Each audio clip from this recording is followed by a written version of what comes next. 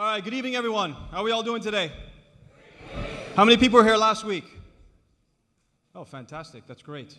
All right, my name is Van Martin. I'm the president of the Coral Gables Forum, formerly known as the Ponce Business Association. For those of you who don't know what the Coral Gables Forum is, it was designed to better Coral Gables in any way, fashion that we could help, either be through building or through helping speakers come and talk and inform the neighbors and inform the Coral Gables residents. For those who are interested, we meet on the first and the third Monday of every month at John Martin's, and the email address is coralgablesforum.com.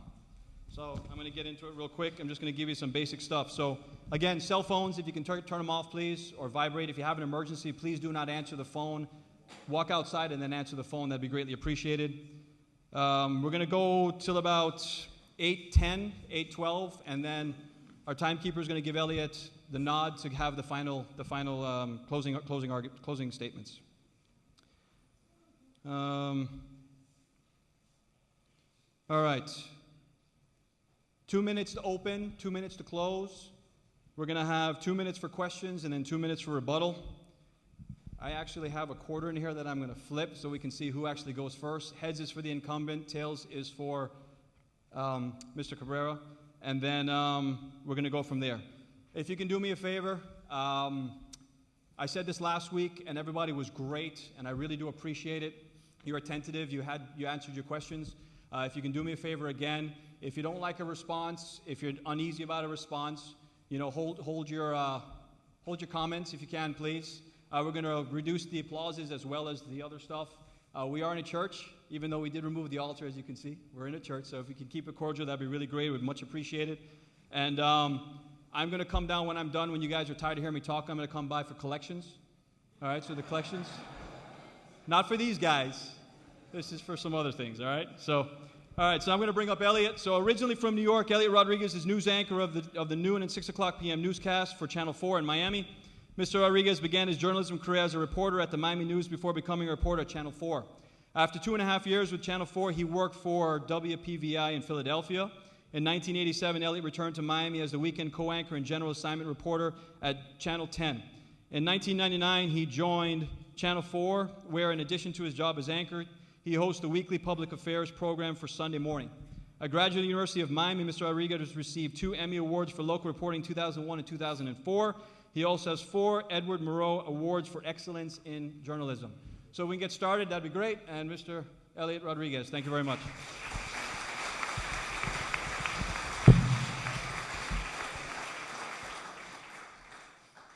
Thank you very much.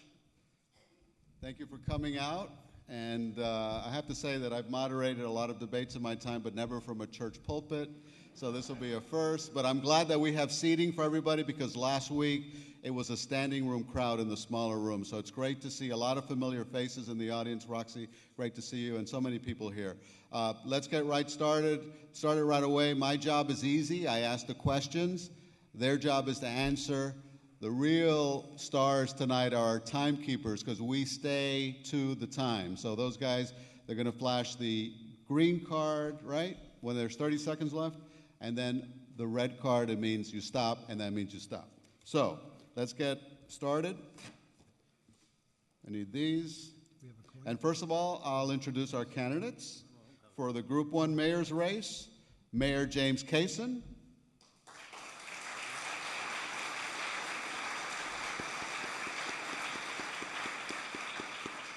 And former Coral Gables Commissioner Ralph Cabrera.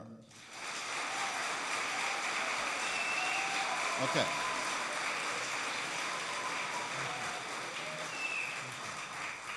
And that's going to do it for the applause. We are going to start. What was the coin toss result? We didn't do it. We haven't done it? Oops. He was so busy reading my entire bio. You don't have to do that next time. All right, so we got heads and tails. It's tails. All right, so Mr. Cabrera goes first. Can I see the other side of that coin? You get the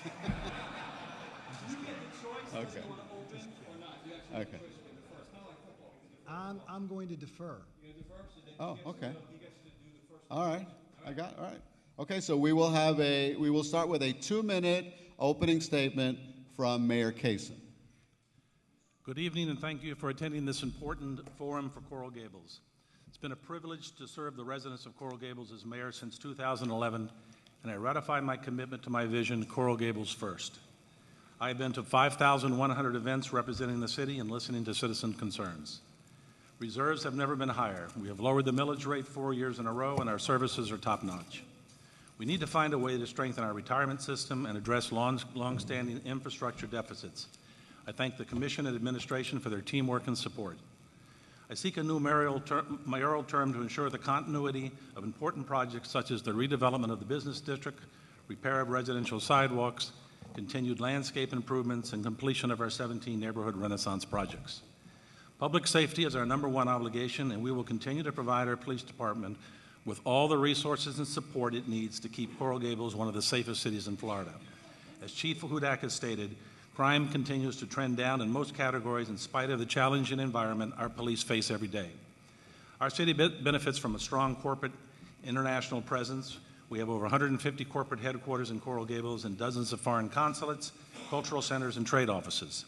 I will do my best to bring more of these as they contribute to the vitality and diversity that makes our city so special. As the city grows, we will make sure that this growth is in character with our values and complies with our building and zoning codes, and that associated parking and traffic issues are appropriately addressed. Our city is in the midst of a renaissance with 97 exciting initiatives to improve our already exceptional quality of life. We're doing an exceptional job in communication with our citizens and listening to their concerns and suggestions. And we are appropriately supporting our superb cultural institutions. Times are exciting for Coral Gables as we approach our 90th anniversary. Thank you, Mayor. Mr. Cabrera? Good evening and thank you. I have lived in this city for 49 years, since leaving Cuba as a young boy. My parents and my sister live here.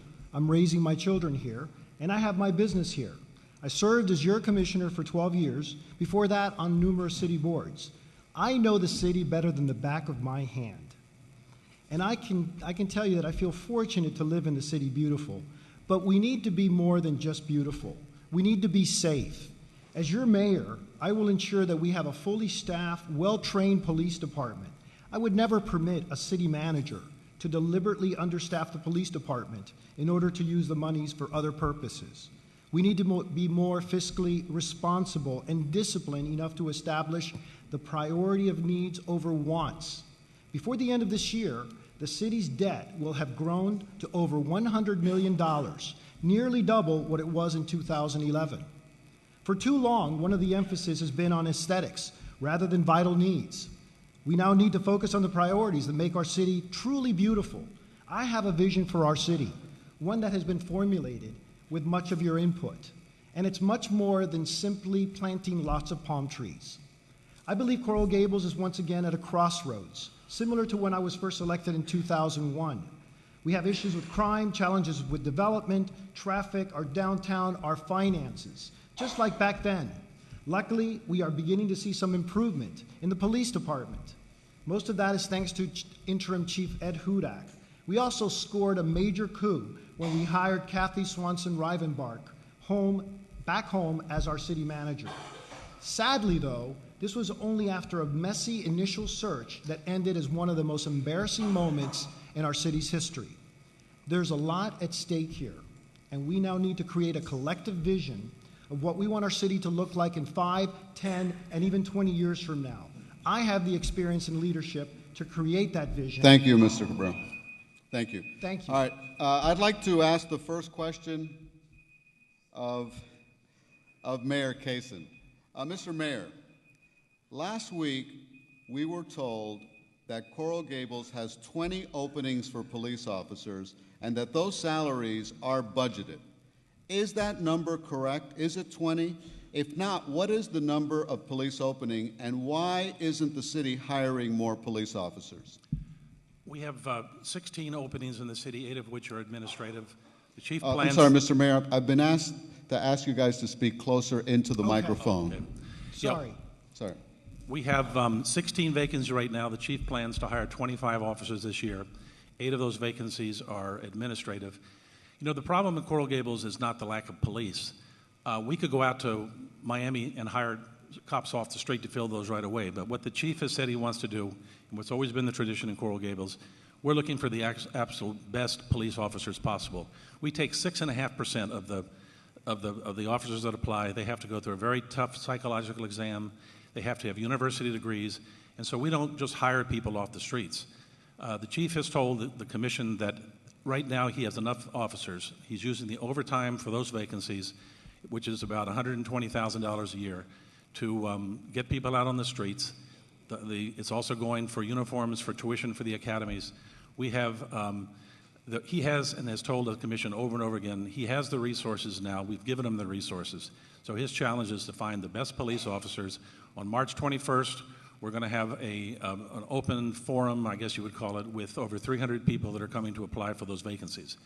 So what the chief says, what he needs from us right now is continue to provide the resources, continue to provide the technology that we're providing, and he will be able to continue to lower the rate of crime, which I will talk about at a later time. Thank you, Mayor. Mr. Cabrera? We're going to begin to disagree on numbers. My number of vacancies in the police department is 18, but let me give you some additional numbers. While 18 police vacancies exist today, between now and 2018, 27 officers are going to retire. Now Jim is right. You know, we want to hire the very best. But we haven't been hiring anyone for a very, very long time, and I think everyone is forgetting that fact. We decided that instead of hiring police officers, we should work on other things. In fact, Jim, I've got a copy here of your comments on June 7th, 2011. We were working together as colleagues, and we had an agenda item, and you said, we'll be able to address the question of more police and so on. I think the reasons we have vacancies now is in part we are trying to build up our reserves so that our bond ratings don't go down anymore. Well, I'm sorry, but public safety to me is paramount. It's important to get our financial reserves up, and we'll be talking about that throughout the evening, but the paramount responsibility of this government is to ensure that all of you are safe and that you feel comfortable walking your dogs and that you feel comfortable gardening outside and that you can feel comfortable by inviting guests and not wondering if their cars are going to be broken into that particular evening. That's what I think you want, and the reason I feel so strongly about this, I've been knocking on your doors since after Thanksgiving, and I understand that that's the number one issue that's affecting our city. And incidentally, I worked on that way back in 2001. I always considered public safety the number one issue affecting our quality of life. Okay, hold on, hold your applause, please. Let's stay on the issue of police staffing, and I'll ask Mr. Cabrera this question from the audience. Seeing that the pay for our police department is not competitive with other departments, how are you going to fill positions with best applicants if we are $10,000 below? Elliot, there's no question about it. We need to be a competitive police department. Our law enforcement deserves to be properly paid, compensated, and sadly, somehow, some way, we've fallen behind. We probably are now in the lower tier of the 1/10 of the top 10 police departments in our county. We should be in the top 5, but we haven't been there for quite some time. I can't really explain that because I've been gone for 2 years. But I can tell you that I'll make that a priority to make sure that we hire the very best that we can hire. And it does take a long time to hire police officers. You just don't, as Jim said, you just don't pick them off the street. He's absolutely right. You don't. You have to train them. You have to make sure that they're certified. You then have to make sure that once they become police officers, they work with more seasoned police officers to ensure that they know what they're doing. But there's lots and lots of people that want to come here. We have a thriving downtown. We have beautiful residential neighborhoods.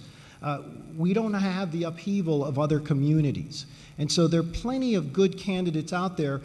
You know what the key is? To make it a priority and to go out there and become aggressive in your recruitment practices for the very best. Mr. Mayor, are we not competitive? We are very competitive. In fact, people want to come to work in Coral Gables because it's a safe environment for the police. About 5 or 6 months ago, our commission raised the salaries of about 100 police officers that were tapped out at the maximum they could go in their step increases. We told the chief that if you need bonuses to hire, anything you need in order to encourage people to come to Coral Gables. We're very competitive. We don't have that many people leave. People retire. But as I said, we are actively recruiting for the first time in recent times. We're out actually going to the University of Florida. We're looking for people in criminology classes. I attended the recent graduations of a number of our new recruits, and I have to say how tremendously talented they are. We had one PhD in criminology. We had one woman who was the highest scores ever in Miami-Dade Police Academy. So we're getting good officers. They have to be trained. They have to ride along with other people. But in the meantime, as we fill these vacancies, and there's always going to be vacancies. The city has vacancies across the board. But we're going to fill those with quality people. They're going to have the equipment they need, the computers, the cars, everything they need, because Chief Hudak, like Chief Weiner before him, understands the need for us to be an extremely safe city, and we are. And I would hope that we'll have a chance to talk about exactly what the statistics are, because there's been a lot of false information recently sent around about crime in Coral Gables. And I want to talk about the exaggerations of those. And there's some data outside I'd like you all to get. It's the UCP crime statistics for the last 4 years, year on year, every category. And if you look at that, you will see crime is down across the board. Okay, well, Mayor, let's stay on that subject then that you suggest. There has been a lot of confusion in Coral Gables over whether or not crime is up or down in our city. What can you tell us about the crime rate? Is it up or is it down? And residents have a right to know whether it's up or down. Who is responsible for the confusion over the crime rate? Is that mine? Yes. Let me give you an overview of the police. First of all, we are one of the safest cities in Florida with almost no violent crime. The police are doing a great job. We just got ranked the top police department, top 1% of the police departments in the United States. We have 191 sworn officers, the highest ever. We mentioned the vacancies, but we're going to fill them with well-qualified people. Our police have a tough job to do. They have a challenge. Of course, our goal is zero crime, but you know that's not realistic. Our police patrol 220 miles of roads. We have 178 streets that enter Coral Gables, and they protect 16,389 homes and respond to 3,000 vehicle crashes a year. And we have a peak population of 80,000 during the day. So you will have received a piece of cardboard from Ralph not too long ago, which claims that there's 4,000 burglaries. Today, his campaign manager sent an email around saying there's 6,000 burglaries. So I think these figures are increasing like Pinocchio's nose. 60% of these burglaries, these 4,000 burglaries, are thefts from cars. 95% of those are doors unlocked and their stuff visible. What we have here is an election approaching. And it's irresponsible, once again, to use the scare tactics that you used the last election as well. You hurt the city, you hurt the people of Coral Gables by maligning our superb police department. Let me tell you something. Ralph was a commissioner for 12 years. We've read the record. He never spoke of crime until there's an election, and then he pontificates. During Cabrera's time, burglaries averaged 36 a month. In my time of office, they dropped to 33 a month. Auto theft under Ralph was 7 a month. It fell to 4 during my 4 years. And official crime statistics are out back. Please take a look at them. And we have a 10-point plan to tackle crime. Ralph has 5 points, but we're already implementing those 5 points. We're increasing police car visibility, neighborhood-assigned police officers. We have a new assistant city manager for public safety. Thank you, Mayor. And many others. Mr. Cabrera? Can I have a rebuttal to that? Absolutely. You got 2 minutes. I'm just delighted, Jim, that you're finally talking about crime. I got to tell you, because up till now, you've been silent on crime. You didn't Speak right into the mic, please. I'm trying to.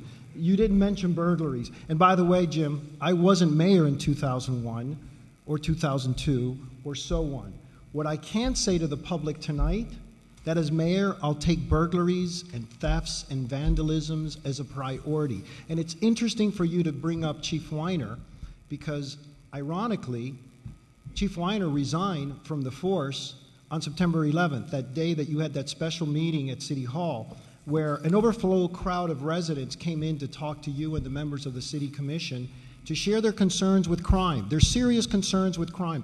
And Jim, sadly, not once did you provide any kind of empathy, Not once did you show any motivation to take action. Not once did you accept any of the responsibilities that come along with being mayor.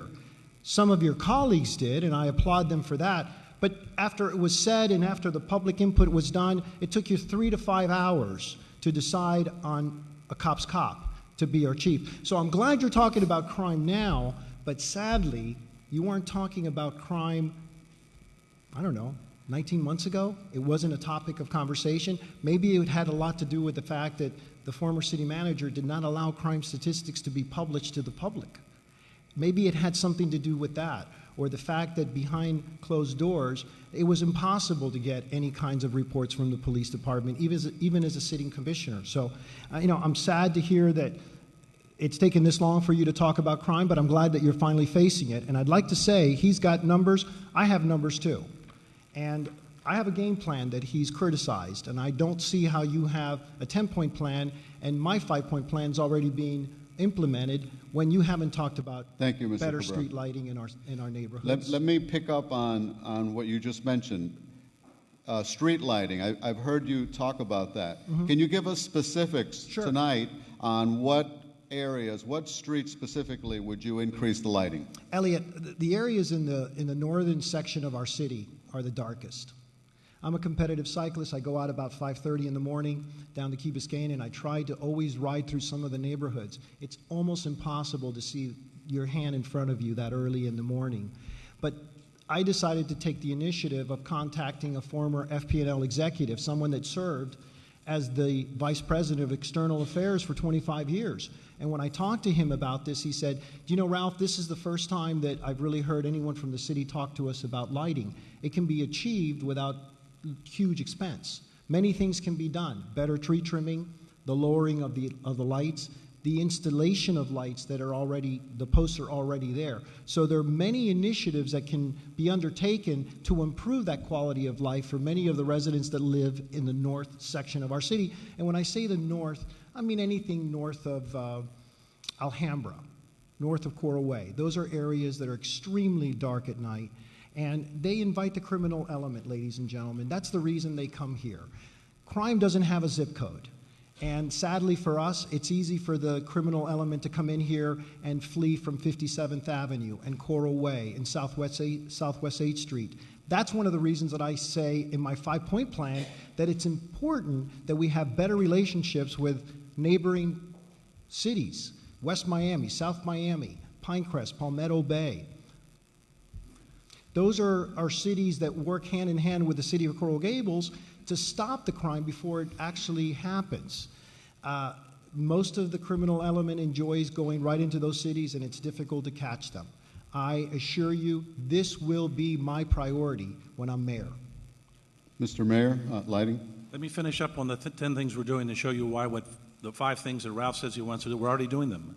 As I said, increase police car visibility. Police cars are traveling all over the north and everywhere else in the city every day. The chief has all the cars out there overtime if necessary. We have assigned officers to the neighborhoods, so you get to know them. The new assistant city manager for public safety, one of the things that person is going to be doing when they're hired is overseeing lighting and other elements that go into deterring crime. We've been doing technology increases, extra money to the chief. One of the things is new license plates readers that catch the license plates of cars coming into the Gables from all those entrances, and they pass them through a new software, which we already have, crime-fighting software, which links us with the neighboring cities. We put $6 million into upgrades that were never done during Ralph's term for the police so they can communicate not only among themselves and with the fire, but with the neighboring cities. We've got a new Citizens Advisory Committee for the chief where people that have ideas can directly tell the chief what they think should be done.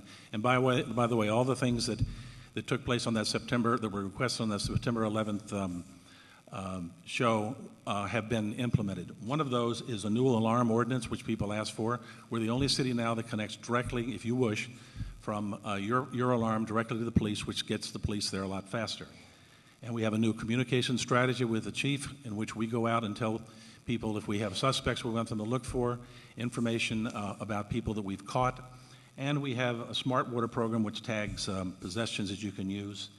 And We also have a judge advocacy program where we actually go and help our attorney to help make cases so they don't fall through the cracks.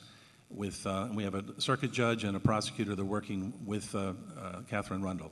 So we're doing the 5 things that Ralph mentioned, plus many more already. Okay, Mayor, thank you. Let me ask you, Mayor Kaysen. The city of Miami has surveillance cameras downtown. Would you support surveillance cameras in downtown Coral Gables?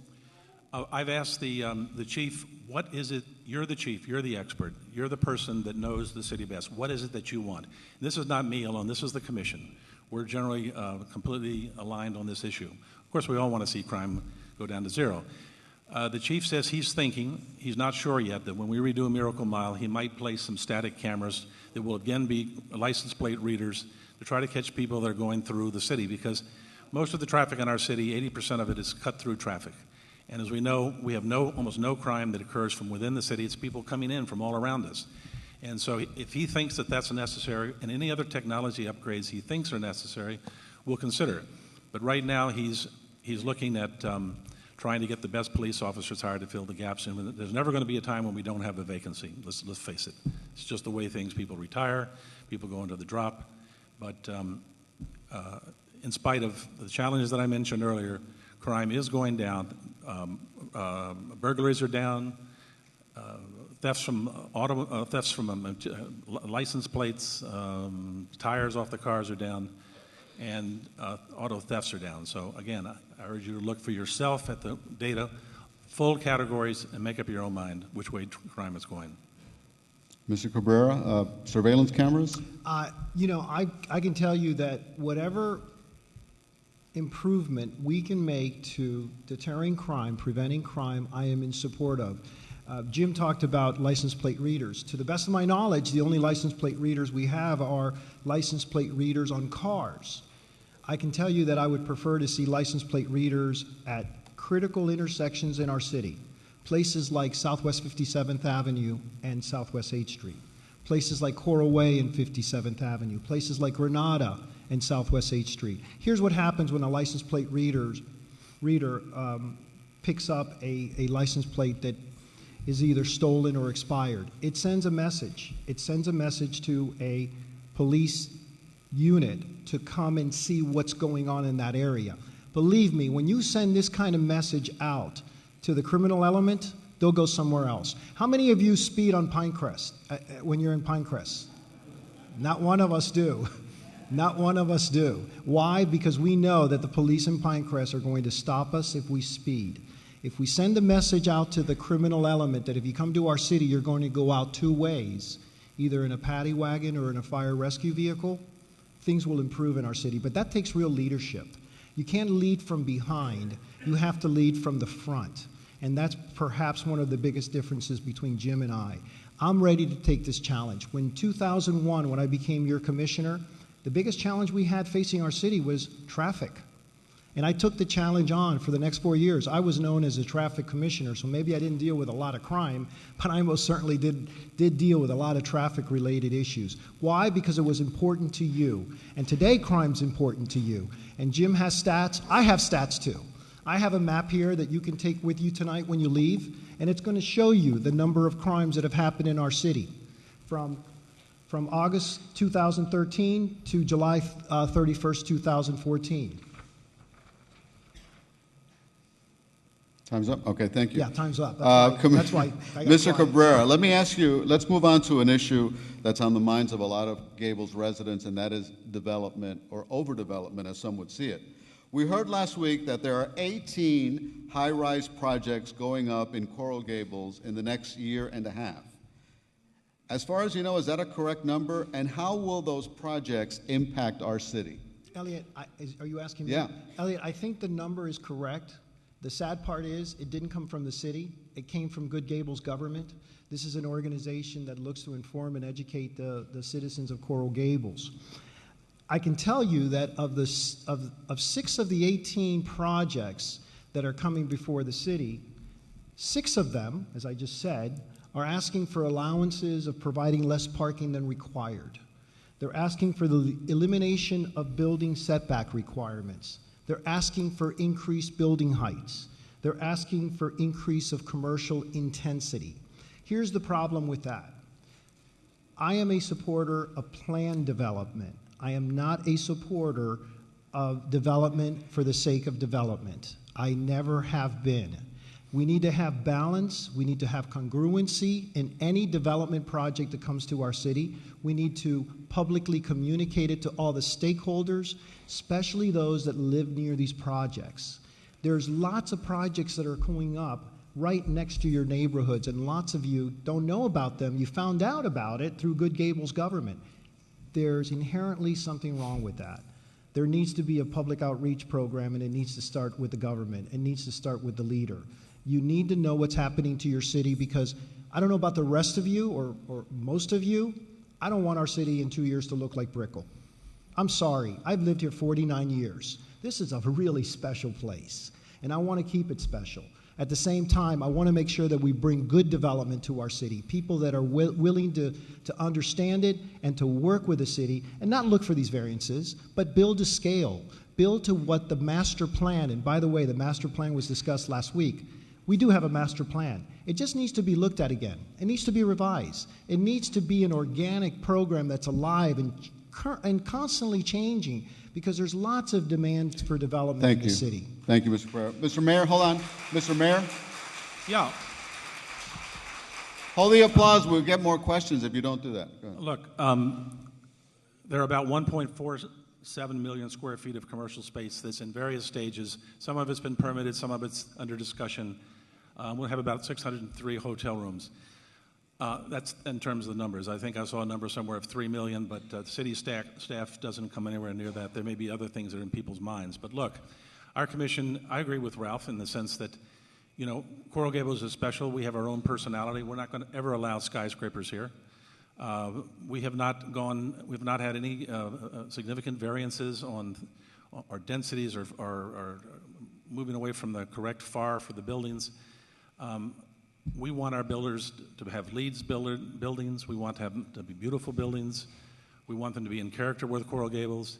There is going to be development because there are areas of our city that are old. They're not much in the way of open space, but there is going to be redevelopment. Miracle Mile is an example of it. We'll have other areas, but I can tell you that our commission has been very careful how we look at a development. We're going to make sure that quality development comes into the Gables. We're not going to allow people to have buildings where they don't have adequate parking. We have proposed a master 5-year plan that's underway now to look at the whole transportation needs going out 5 years, because, as I said, a lot of what the traffic that people are concerned and associate with development is because it's traffic coming from people's homes in the south into Brickell and those monstrous developments that are going in. A lot of that we can't control, but we can control what happens in the Gables. We are sticking with the plans that have been developed. There will be always modifications that need to be made, tweaks as we go forward. But I can tell you there's no move to bring skyscrapers in or do anything to undermine the character that George Merrick wanted us to have and that all of us have worked for so many decades. Mayor, let's stay on the issue of development. The Agave Ponce Mediterranean Village, a few blocks south of Miracle Mile, will include 334,000 square feet of commercial space. Do you favor this project, and what impact will it have on the surrounding neighborhood, on traffic, and on Miracle Mile? Well, first of all, we haven't seen the final project. It hasn't come to us yet. I think it might come either in late March or in April. It still went through the Planning and Zoning Board and got a 7-0 approval. They've had numerous meetings with the neighbors, and the neighbors are very enthusiastic about it. They're going to have the parking underground, entering one street and coming out the other. It's going to be a quality development from what I've seen. They built 396 Alhambra, and if you've seen that, that's a wonderful building with wonderful materials in there. These are people that are going to spend probably $500 million in the Gables. They're not going to flip it. They're going to keep it. They're committed to Coral Gables. So we have to wait and see what the final look is. There's still some backing and forthing with the city staff. But it's going to happen. There's going to be something there. It's going to be hotels, probably a 5-star hotel. It's going to have movie theaters. It's going to have a daycare center. It's going to have a roof, for I understand, with gardens and flowers for the public. They're going to have some commercial as well, probably some new to U.S. And I think if it's done well, which I hope it will, and we won't approve if it isn't, it's going to help bring people in from all over the world into Coral Gables where they're going to spend their money, and the more they contribute to the spend in Coral Gables, we can continue to lower our millage rate. So I think this is a project we're going to keep a close eye on. It's not going to be something that's going to be exaggerated, and I think it's going to be a wonderful project, very high quality. And the traffic studies, we've been looking very carefully at it, and they plan to every 6 months to take a close look. And so far, the staff seems to think that the traffic will be okay. Mr. Cabrera? Let me start off by talking about traffic, because that's how Jim ended. You know, when I was on the commission for those 12 years, not once did I see a developer bring a project with their traffic engineer and their traffic study that the traffic engineer didn't support. It just didn't happen. They loved every single one of those projects. If I'm lucky to be mayor, what I'm going to do is go back to a developer like Agave and say, rather than you do the traffic study and present it to the commission or to the planning board or to any of the boards in the city, give us the funding to do the traffic study and let us do an unbiased, independent traffic study to truly determine how your project's going to impact the rest of our city and the immediate neighborhood.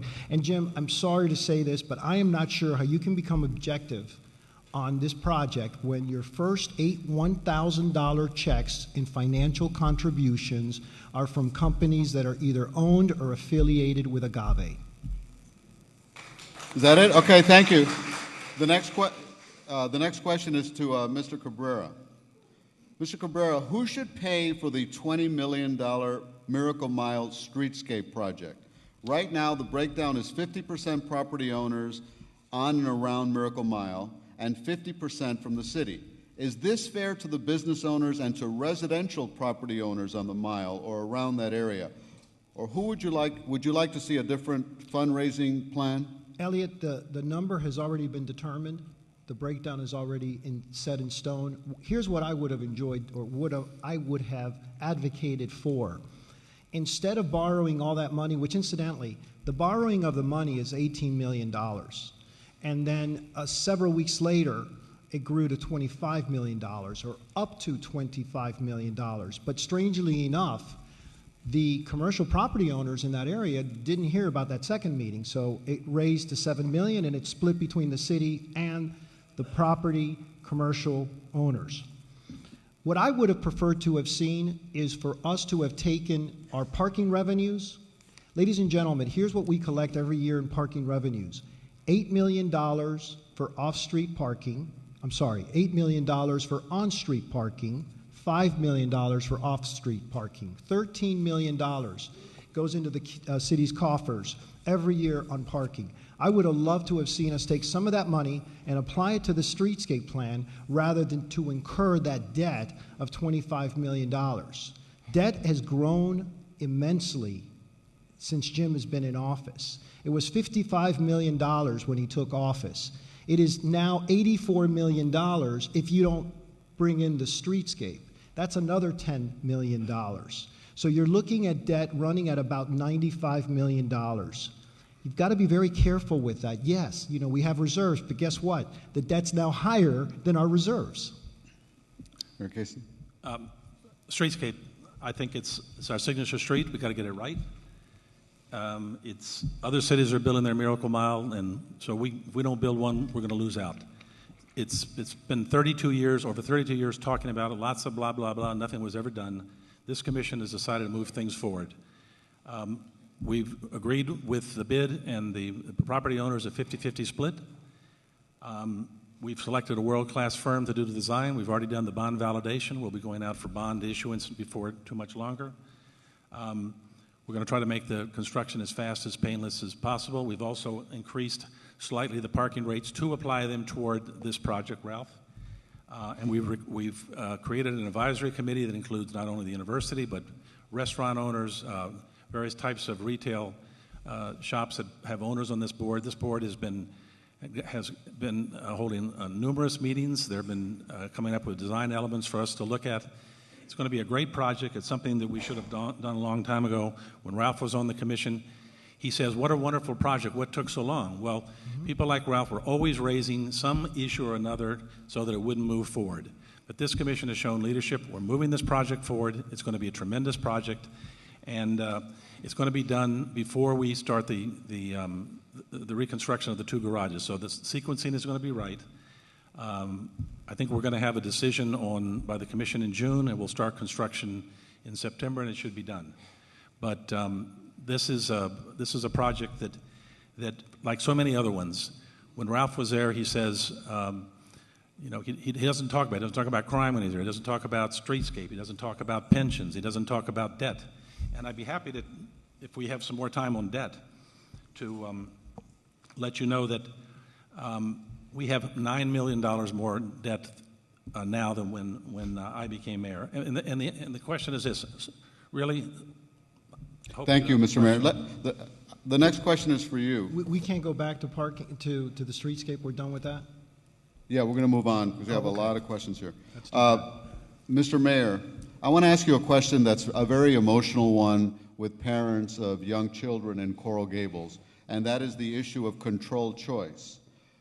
What would you say to parents who would tell you, hey, I purchased my house in Coral Gables thinking that these were the choices for my children to go to school, and now when my kids are getting ready to go to school, the plan has been changed? What would you say to those parents? Well, look, we had a meeting back in, I think it was November, December, when we had a town hall meeting on this. The vast majority of the 106 people there urged us to end controlled choice, and we've had hundreds of emails and letters. The vast majority of people saying we need to change it. It's been in place. We're the only city in Miami that had it for about the last 5 years. It was very unfortunate for families that wanted to put their kids in public school when they didn't know until very late whether they were going to get into the school that was their neighborhood school. So a lot of them made the expense to go into private schools. The school board was going to end this at any rate. Raquel Regalado made clear at the various meetings we've held that that was our number one priority. Everywhere else in the county where school controlled choice was ended, it was done without citizen input. We've had tremendous citizen input.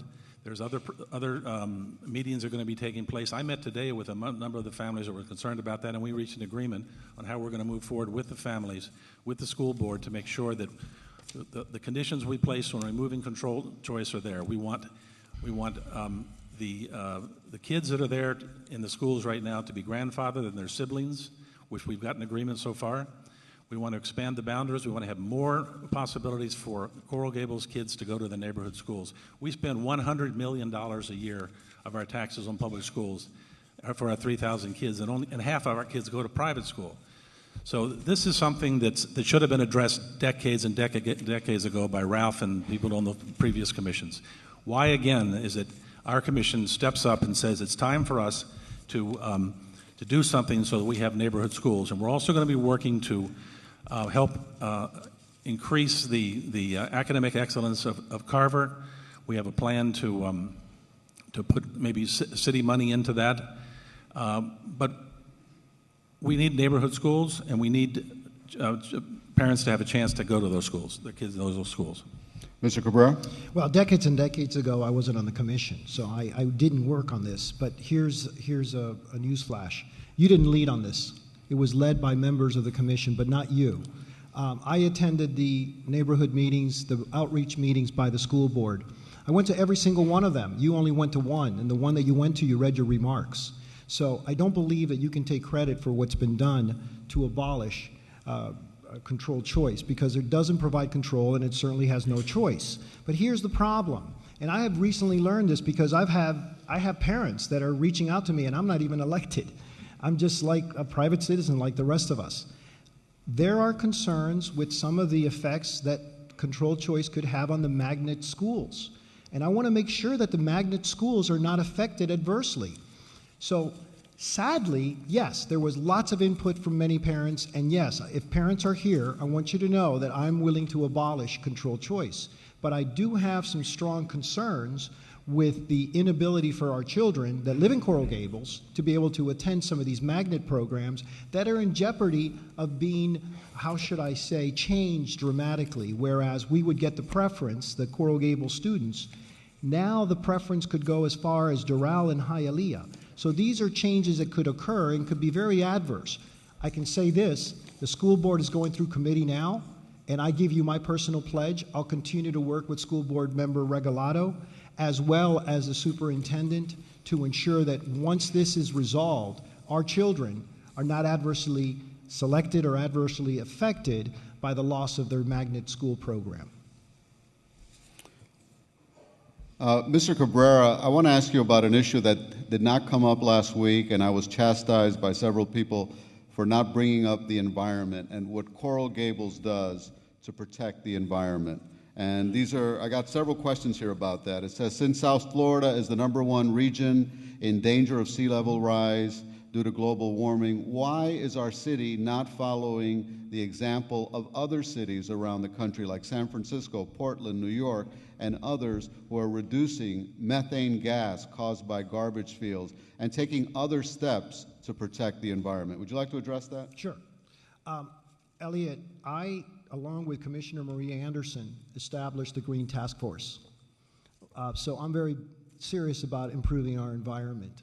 The sad part of that is that when Commissioner Anderson and I created this task force, it fell under the control of the former city manager. When that occurred, we never received any recommendations for initiatives of improving the quality of life from an environmental standpoint. And that's not right. The boards and committees were all created for the purposes of advising the Coral Gables City Commission. But ladies and gentlemen, I encourage you to go look at the purpose of the Green Task Force, and it was changed to report to the manager and not the elected officials. So I'm very bullish on that. I want to be able to ensure that not only we have clean water and clean air, but our children's children have clean water and clean air for years and years to come. Mr. Mayor? Yeah, we've created a sustainability master plan. We have a consultant working with all of the relevant people in the city to come up with a 5-year plan on all of the kinds of things that we should be doing and the priorities. I've also joined about a year ago with the Clio Institute with the mayors, 4 other mayors, to start looking at what we can do about getting prepared for a sea level rise. Regardless of what you think about the cause, the sea level is going to rise, and we have to start looking at things like building codes and other kinds of mitigation measures. Again, these were things that were never discussed before. I, a year ago, joined that group, and we meet regularly and to look at what we need to do. I'm committed to improving the environment, improving the water. We've got a lot of projects underway to clean up our sewer systems, which were leaking, reline them. So we do have a vigorous recycling program. So we'll be looking to this advisor group to tell us what is it that we should do in what order. Some things you can tackle right now, some will be longer. We'll be looking when we do Miracle Mile in the garages to put in electric charging stations. We're going to be doing a survey of the carbon footprint of the city. The City Hall now is recycling things that were done before. But we're going to look to the experts and tell us what is it that we need to do.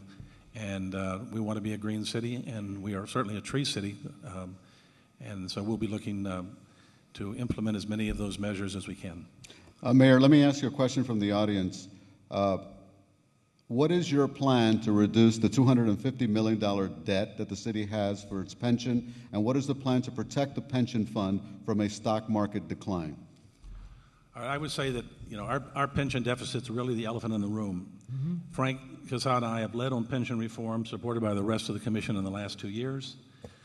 Ralph says that pension reform is only one reason the debt has ballooned in the last 4 years, but let's take a closer look at that statement.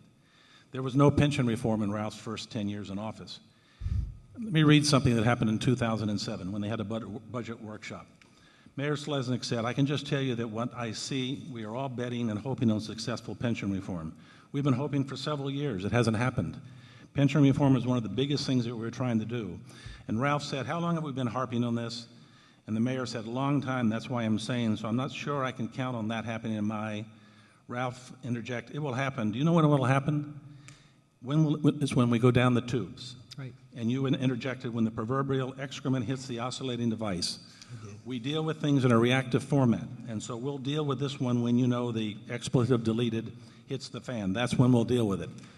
Well, the funded ratio went from 97% when Ralph took office to 57% when he left. Our city contribution went from $4.8 million to $22 million when he left, a 350% increase. So much for leadership, Ralph. That's hope's not a policy. So, keep going. You're taking. Go ahead. And there was no planning, there was no Please. action, and before he left, he pushed for a 6% COLA that would have cost taxpayers $48 million over 30 years. This was against the advice of the city attorney, the outside pension council. They said to do this was against state law, and the commission voted against it. So what are we doing? There's no easy fix to this problem. There's a lot of water under the bridge. But I think that what we're going to have to do is put more money in from our operating budget into the pension system to shore it up, because a pension bond is not the way to go, and the unions have contributed a lot up to now. So I think we have some hard choices to make, but it's going to have to be Thank you, have Mayor. to beef up that system. Mr. Cabrera? You know, it's interesting, Don, you're absolutely right. I remember the quote, because what I was trying to do is get the commission to understand the urgency of the matter. When the proverbial excrement hits the oscillating device. I wasn't trying to be funny. I was trying to get them to understand. And I started to talk about that in 2006. And I began to explore different ways to handle the pension. One of the first things I did is I got out of the pension plan. I got out of the city's pension plan because we wanted to, Mayor Slesnick and I wanted to lead by example. So we got out of there. It's interesting how Jim makes it look like somehow, some way, the entire commission moves the pension program. It's illegal for the commission to do that kind of work. Labor state laws do not allow the commission to act in that kind of manner. The commission must be told by the administration and then support the administration. Now, Jim talks about the COLA. What he doesn't tell you is that we had an agreement. We had an agreement with our unions to pay that COLA. Listen, I didn't want to pay it, but here's what I said back then. If we don't pay this COLA that is due to them today, because that's the agreement that we all signed with them, we're going to go into litigation, and it's going to cost the city much, much more money. Guess where we are today? We're in litigation. We're about to enter litigation with our collective bargaining units over this COLA. And yes, the state supported the city. Look, I'm not willing to give away money if that's something that I can stop from doing. But when you have an agreement with someone and you tell them that they're going to make this kind of money at this particular period in time, you have to fulfill your responsibilities and your promises. And that's what I tried to do. But don't let Jim make you think that somehow, some way, he turned the knob on the pension plan. It's not a one-year process. It's not a 5-year process. Well, it's a long process. Mr. Cabrera, let's stay on the issue of the pension Sure. obligation. What do you tell a City of Coral Gables resident who looks at this $250 million obligation, and you sat on the commission for a number of years? Yep. Who is to blame for that? You know, the blame has to always fall upon the elected officials. I'm not afraid to take blame. If I make a mistake, I'm the first one to admit it. I'm not sure Jim is willing to do that. But that mistake wasn't 5 years ago. That mistake wasn't 10 years ago. That mistake goes back as many as 20 years ago with complicated things like the multiplier, what the multiplier was back then, what the contribution was from the employees back then. A lot of good things have happened along the way, and especially in the last 6-7 years, to attack the pension problem. I was part of that decision-making process. Jim and I sat in the same meetings when we had consultants tell us what the way to go to try to curb that unfunded liability. And it's not an easy fix, ladies and gentlemen. You have to find other ways to fund it. But it's there, and it's not only affecting our city. It's a systemic problem facing our nation today. Many, many cities throughout our country cannot get their arms around their pension plan. And I understand that, and I'm willing to take some of the ownership, and I hope Jim will too, because not everything that he's done has been positive about the pension plan. We're in litigation right now with our collective bargaining units over a COLA agreement that we had with them 2 years ago. Mr. Mayor?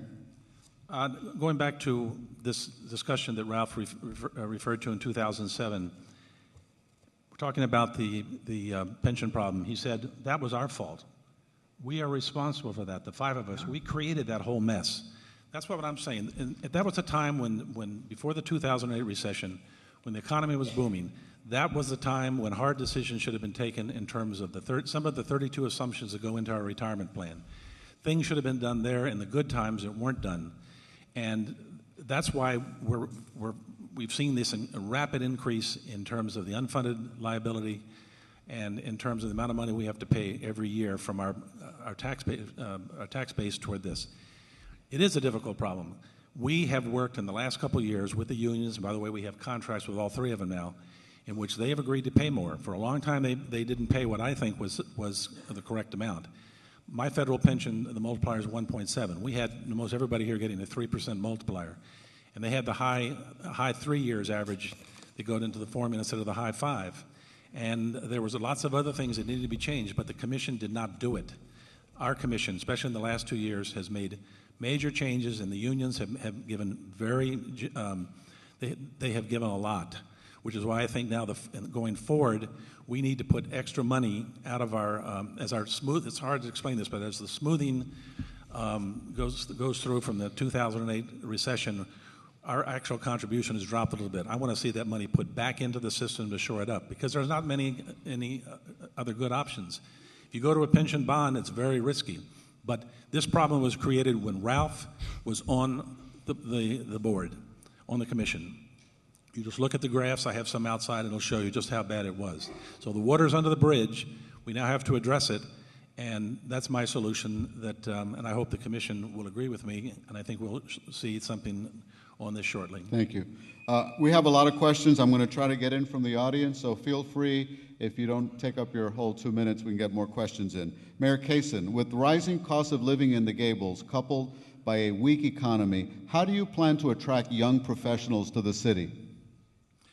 I think my son works for Oracle. He lives in Rio de Janeiro. He comes up here to Blue Lagoon, and I always tell him, look, Jimmy, take the people you're training and bring them into Coral Gables and eat and spend their money in the Gables. And he says, Dad, it's boring. And so they go to South Beach and they go to Lincoln Road. We have 160 corporate headquarters here. They're coming in all the time. Very creative young people, millennials, into places like 396 Alhambra. We need to make sure that we make the city attractive for them with sophisticated entertainment, make it a fun city, keep putting money into our cultural activities, because if they live in the Gables, first of all, most likely they're not going to have a car. So I think we need to look for having high-quality rentals that they can afford. They can walk to work. They can stay in the city, spend their money, have a lot of fun. And I think that's the way to turn around this image that you only come to the Gables to eat and get married. I think for the stores to want to stay open later, they're going to need to have foot traffic, and the foot traffic is going to come from the businesses that we're recruiting. And if these people stay after they eat, walk around town, take advantage of all our cultural offerings, spend some more money, and about half of the money that the city gets comes from activities related to downtown. And to the extent that prospers, we can continue for a fifth year to lower the millage rate. So it's important to do that, and that's why the streetscape is so important, and a quality, sort of a wow factor for that. And we put a lot of money into things like the museum, which Ralph voted against, and we put it into Actors Playhouse and a number of other cultural facilities that have become really social gathering places for people. Go downtown now, you'll see how packed the restaurants are and the museum. We need to make it a fun place for our young people that are our future. Mr. Cabrera? You know, one of the things, by the way, I don't remember voting against the museum, Jim. I can tell you that I don't recall that vote, but I'm sure you'll find a note somewhere there that vaguely says that I didn't like the process. I didn't like the process that we took on to make decisions about the museum, because I thought it needed to be a community process, not just a process for one member of the city commission, and that's what I faulted the most. But back to the question that you asked, Elliot, young people want to move to the city, but they can't afford to. And they're not going to be able to afford to in the years to come because of all the development that's going on in the Northeast Quadrant. That's the place where young people would essentially move in after University of Miami or UF, wherever they went to, and they moved into the city. But sadly, a lot of the development that's going on is in that Northeast Quadrant. So all those cute duplexes and apartment buildings are going away. And that's a sad situation, because once that goes away, not only will the young people not be able to live in our city, Some of the low-wage earners, the people that work in restaurants and retail stores, will not be able to live here either. And there's something wrong with that. This needs to be a city for all, not just those that can afford to live in an expensive condominium in the northeast quadrant of the city, or those that can afford to pay over $2,500 in rent. We need to be able to have housing for people that are moving in, that are coming to work here, that are graduating from school, that are starting their young families. And one of the ways to do that is to ensure that we preserve a part of the North Gables and a part of the northeast quadrant to make sure that they can still live here. Mr. Cabrera, let me ask you another question from the audience. Is it possible to eliminate rising fees for residents on fixed incomes, especially seniors? Well, I love that question because I'll tell you right now, and this is in all fairness before Jim, but he supported it since. We are the only city in Miami-Dade County that has a fire fee. Only city. No other city in Miami-Dade County has a fire fee. It started with $50. That's a regressive tax for some of you if you're not familiar with it. It's now up to $70 per dwelling, and depending on the size of a commercial property, it could be as much as $58,000 a year. How do you think we're going to pay some of this debt that we are incurring? Because Jim keeps telling us that the debt's low. Well, the debt was 55 when he took office. 14 days after taking office, he agreed to increase the debt to $22.5 million, an additional $22.5 million, which is a 38% increase in debt, and he extended the debt term by 12 years. Then all of a sudden, we're now going to be paying for the streetscape. I understand that, and I'm willing to support that. But do you also know that we now have to pay for a brand new radio system that's going to cost $6.5 million? And the good news is it's not going to come from your tax payment, because it can't. When you borrow money like the city's borrowing, you can't pay it back through taxes. What do? You increase user fees. There's something wrong with doing it that way. We should have been taking care of the things we own instead of worrying about planting trees on Alhambra between Lejeune and Ponce. And by the way, I call that now Dubai Drive. Mr. Mayor? Back on the debt question. $50 million of the debt was taken on when Ralph was commissioner, and I think it was for good purpose. Let me tell you about our bond rating. We're still double A plus, and we've gotten favorable comment from the Moody's on our debt management. Our debt service ratio maximum has always been 8%. Today it's 4.64%, and that already includes the streetscape. This compares very favorably with other full-service older cities in Miami-Dade. And this is down from 4.78% in 2012. Now, we refinanced debt 3 times on my watch, and the reason we did it is because our debt was 94% variable at over 5.5% interest, and we went to 94% fixed at an average rate of about 2.5%. But just looking at debt doesn't reflect the whole situation. It's what borrowed money is used for. None of our debt is used to fund operating expenses. It all goes to capital improvements and infrastructure projects that were ignored in the past. Had we had sufficient reserves in the past decade, it might not have been necessary to borrow. Few of us buy a home with cash. Just as homeowners borrow to get a home, the city lacked the cash to borrow for some of the major infrastructure improvements. So what have we borrowed for? We've borrowed for critical improvements in the police radio communications systems, which without that, it makes it much more difficult for the police to be able to interact with the other cities on crime, which he says he's interested in. The Neighborhood Renaissance Program, which includes trees, but trees also improve property values by about 10%. 55 miles of street repaving and other quality of life improvements. The streetscape improvements going to be funded by that. The debt for these critical and worthwhile projects did not increase the millage rate, which has decreased 4 years in a row. It can be easily supported from recurring revenues. It was extremely affordable in the present interest rate environment, and we did not use city cash reserves. So the result, we have a safer, prettier city, increasing home values, increasing tax receipts, and improving quality of life. So unless you're philosophically against debt, this is something we can certainly manage, and we can walk and chew gum at the same time. We can invest in trees and police and safety. Mayor, the Central Fire and Police Station is having severe structural problems. What is your plan to address this problem, and how would you pay for it? This facility was built 43 years ago. As soon as it was built, the place started falling apart. I think there was a low bid on it. The roof started leaking. They've had problems ever since. And again, because of the city's fiscal problems over the last 2 years, there's been really not enough money to totally renovate it. So what they've done is a number of piecemeal, $1 million in that range, fixing, starting with the lockers and other things, starting around 2008. It's become apparent that the building is going to have to be probably replaced in its totality. We've done an appraisal of the land. It's worth $19 million, so there's some possibilities to do a land swap and build a brand new state-of-the-art police and fire station somewhere else. But you don't have many choices on this. It's been around, it's been tearing for a long time. This was, one of those long delayed infrastructure projects that we are systematically addressing in today's better fiscal environment. And again, where was Ralph? Mr. Cabrera? I'm right next to him.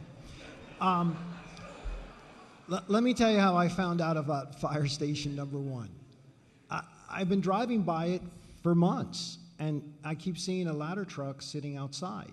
And I finally said, well, there must be something going on here. So I found out that the ladder truck can't be put inside Fire Station Number 1 because the department is concerned about the station collapsing. And I asked the question, well, when did you guys all know this? Oh, about a year and a half, 2 years ago. And what are you doing about it? Well, there's some studies that are being done to determine whether we demolish the fire station or whether we build a new one. But I'll bet the majority of you in this room didn't even know about this because I went a step further and I said, where's the rest of the fire trucks and the heavy fire equipment? And the fire department said, oh, it's at the Village of Merrick Park in the loading zone.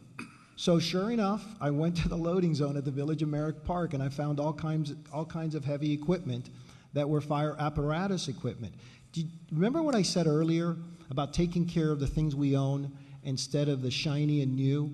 This is a running theme in our city. It's a running theme that needed to be the fire station, our public safety building. Not only is the fire station being affected, the police department is affected as well. And I agree with Jim. The building is old and it needs a lot of renovation. But why didn't we take a look at this 2 years ago before we decided to plant all these palm trees? Before we decided to do a neighborhood renaissance program that, let's see, we were going to spend multiple millions of dollars buying land on Miracle Mile and turning it into a lover's court. Or we were going to take Pond Circle Park and turn it into our city's living room. Come on, folks. That's not what the city's all about. It's about taking care of the vital needs of today, making sure that our police departments can respond appropriately, not having a ladder truck on the sidewalk. Mr. Cabrera, let me ask you this question. We've heard that the quality of life in Coral Gables is changing. Do you agree with that? And if it's changing, how is it changing? For the better or for the worse? Elliot, I think society is changing, our culture is changing, but what I'm most fearful about the change that's coming is that it's not long-term vision. There's no long-term vision. It's all short-term. The 18 projects we talked about today and the 6 projects that require a special variance for whatever it is, whether it's parking or height, that's not the way you grow this beautiful city. You grow it by creating balance, by creating a master plan that works not only for the Central Business District. We really haven't talked much about the Central Business District and all the challenges that we have there. Infrastructure is a huge challenge. A lot of these projects that are coming up the pipeline are not really addressing infrastructure, and many of these projects are in areas that have sewers. That's a real stretch for the city to be able to handle it. It's very, very taxing on the Central Business District. So a lot of these things that are happening, as I said before, I don't know about how the rest of you feel. I want the Central Business District to grow. I want it to thrive, but I don't want it to do it at the cost of our residential neighborhoods. So I am fearful for that, but I don't want us to look like Brickell. I'm sorry. That's not what Coral Gables is about. That's not where I grew up for the last 49 years. And so I can share with you that as your mayor, I will make it a priority to make sure that we build a scale, that we have a master plan that works for today's challenges, not the challenges of 10 years ago. Mr. Mayor? We have master plans underway looking ahead for youth, for seniors, for sustainability, for transportation, plans that were not done when Ralph was in office. We're looking for, and I agree with him, none of us want to see a Brickell in Coral Gables, so that's not something that's going to happen. Nobody on the commission supports that. We have been very careful to make sure that the development doesn't spill over into the residential areas. We have not granted any variances that are anything that differ very much from what he had done. We have to obviously look for the quality, improve the quality of life of the Gable. I think it's great, and I think it's going to get better. The 97 initiatives that were underway right now, I urge you to take a look at just how many of those are addressing the quality of life. Not only planting new trees where they've been knocked down over the years.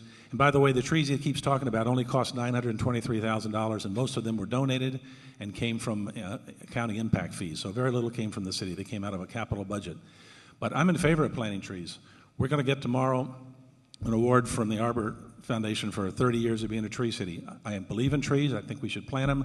I think we can plant trees. We can fix sidewalks. We can pave our streets. We can fix our monuments. We can fix our entrances and fountains.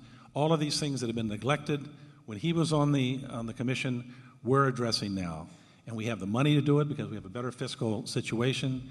And the quality of life is going to improve. I think it's improving because the more diverse we are and the more cultural centers and international business that we get, the more nationalities that live in the Gables. For me, that's great. That's the reason I chose this place from Paraguay to come live to, because of the quality of life. And it is improving. We're going to always be watchful not to have overdevelopment, but development will be coming. We can control it, but a lot of it's as of right. And developers Mayor, come to us. I have a question from the audience. It says, during the month of December, you raised $20,000, $8,000 from Agave developers of New Mediterranean Village, and $6,000 from Codina Group planning a major project in North Gables. How can you be impartial when the developers come before you? Because, first of all, I think if you look at where Ralph got his money from, Willie Vermelho, from Behar, look, I received donations in the past elections from the same developer. I think they have a great project.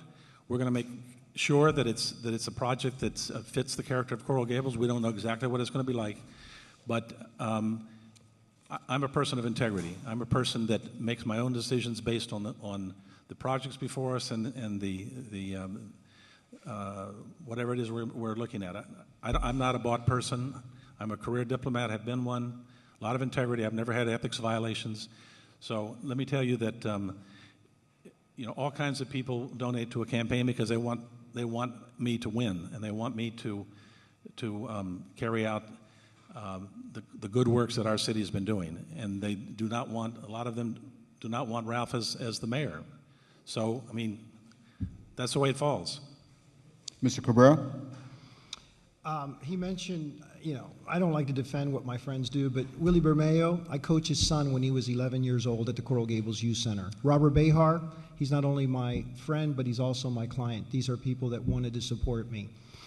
Jim, your first 8 $1,000 checks came from companies affiliated with Agave.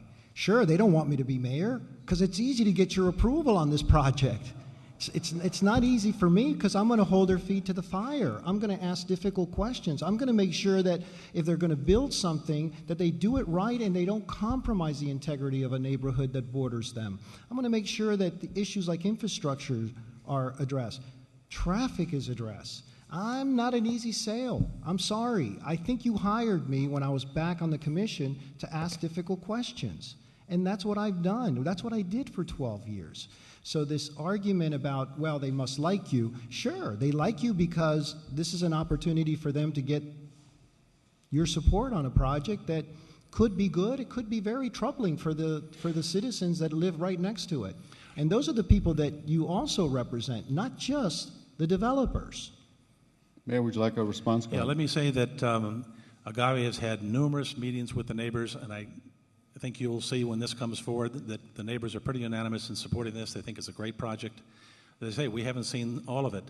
We haven't seen exactly, because we're not sure whether we're going to go to form-based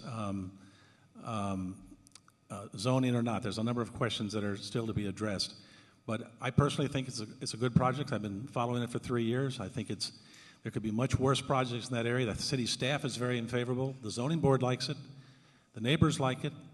They're working on a traffic mitigation study that we're going to hold their feet to the fire on.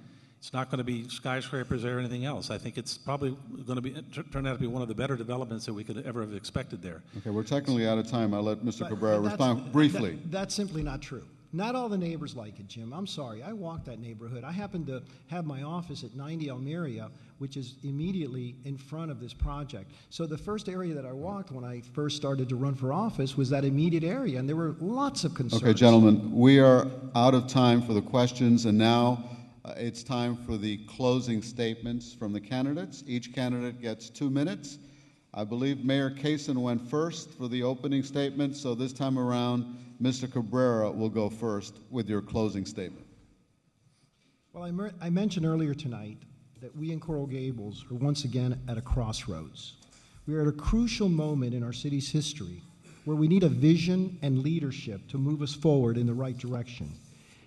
The choices are pretty simple, ladies and gentlemen. If you want someone who goes to, I thought it was 4,000, but 5,000 events in 4 years, then you'll choose the incumbent. If you want someone that hides behind numbers and lets the administration set the city's course and policies, then you need to vote for Jim Kaysen. If you want someone that goes along to get along, Jim's your man. But if you want someone who will work with you to protect and improve our quality of life, someone with an emphasis on attacking crime and a relationship with a city manager that spans all the way back to high school, as well as knowing the interim chief of police for 17 years. And finally, the men and women of our police department. Someone who is passionate about public service. Someone who's not beholden to any special interest groups. Someone who often asks the difficult questions and who isn't here to make friends or hold popularity contests. Then the decision is to vote for me. But ladies and gentlemen, it's not enough to vote. You have to get your neighbors to vote. You have to get your friends to vote. When I'm elected mayor, I am going to work with the commission to have an election move from the April to November, not because it saves about $150,000, but because it would increase the participation of the electorate. It's a shame that as few as 3,700 people can determine who leads our city. Don't let anyone decide for you. I appreciate you coming out tonight. I can't thank you enough for listening to both of us. I'll be around after the meeting if anyone has questions, and I always like to end by saying thank you and good night, Coral Gables. Okay, thank you. Mr. Mayor? I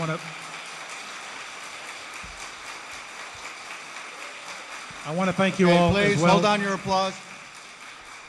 I want to thank you start all as now. well. I want you to imagine it's this time next year. I'd like you to come with me on a trolley tour of our beautiful city, and I want you to see some of these 97 initiatives that I mentioned that are going to be underway in the City Beautiful. We're going to start at Douglas Road and 8th Street, where the historic entrance will be fully restored. As we go west to Ponce de Leon, you'll see a new medium landscaping that beautifies this emblematic artery. As we go around Alhambra Circle, you'll notice the medjool palms that he seems so concerned about, and their beautiful lighting that illuminates this once dreary street.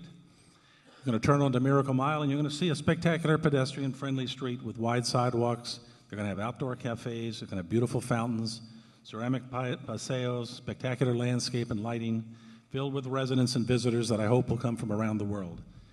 And you're going to see the Palace, across from the Palace, the new Senior Center, with the seniors enjoying their brand new, first-time ever Senior Center. As we go down Coral Way, you're going to pass a restored City Hall and a restored Merrick House, where it all began, and the vastly improved Granada Golf Course, which we'll be working on. Entering the neighborhood residence, you're going to drive on some of the 55 miles of streets that we repaved in the last couple of years, and the 10 miles of sidewalks that we're repairing now. At Segovia, you're going to see the first civic monument since Merrick's days, a spectacular passion flower celebration. You'll see the Venetian pool, which will have undergone a complete and much-deserved renovation. And you'll see the 3,000 new trees that we're going to be voting on tomorrow at the commission meeting, so we can finally get them in place. They've been blown down over the years, so they're all going to have orchids in them eventually. You're going to see numerous traffic calming devices and miles of new bike paths. We're going to be buying a new youth center with this new lighting improvements and sod and irrigation upgrades. And heading south, we're going to cross the new Granada pedestrian bridge, the spectacular Ingraham Park at Granada Circle, and further on numerous landscape and other improvements at the entrances to and within our gated communities. We won't have time to see the new Mayor? parking garages We're out of time. and many other things, but come with me on a trolley tour in 16. Thank you. Okay, thank you both very much. I'd like to thank the Coral Gables Forum. These guys put a lot of work into this, so a round of applause, please, for the Coral Gables Forum. Our timekeepers. And we have another forum next Monday for Group 4. So thank you very much for joining us, and good night.